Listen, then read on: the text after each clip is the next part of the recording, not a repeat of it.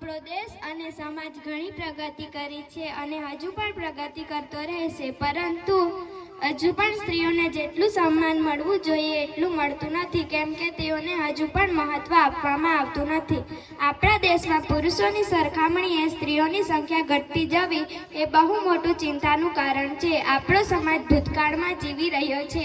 બેટીને બહુ ભણાવી નહીં, તેને સ્વતંત્રતા આપવી નહીં, આ માનસિક વિચારો આપણા સમાજમાં ખૂબ ઊંડે સુધી પ્રવર્તેલા છે. તેથી તેની ગર્ભમાં હત્યા કરવામાં આવતી હોય, જ્યારે લિંગ પરીક્ષણ કરાવીને આવું કરવું એનાથી મોટો ગુનો કોઈ ન હોઈ શકે. તમે એવું વિચારશો કે છોકરો થશે તો ખૂબ કામ લાગશે, તો એ વિચાર ખોટો છે. દીકરો હોય કે દીકરી ભગવાનની ઈચ્છા સમજીને એનો સ્વીકાર કરવો જોઈએ, કેમ કે પહેલાથી જ કોઈ પણ વાત વિચારી લેવી એ બહુ ઊંચ વિચાર કહી ન શકાય. હવે આપણે સમાજને બદલવાની જરૂર છે.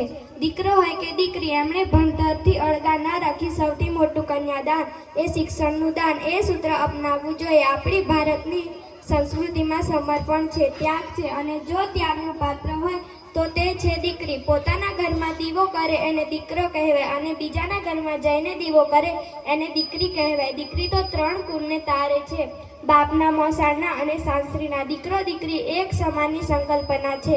માતા પિતા સાસુ સહિત સૌ કોઈ સમજાવે તો તે સ્ત્રી. ભ્રૂણ હત્યાના મહાપાપનો સિલસિલો વધતો અટકે એટલે જ કહું છું કે દીકરીનો છે એક જ નારો, ભણતરનો છે અધિકાર અમારો. અસ્તુ. જય હિન્દ, જય ભારત.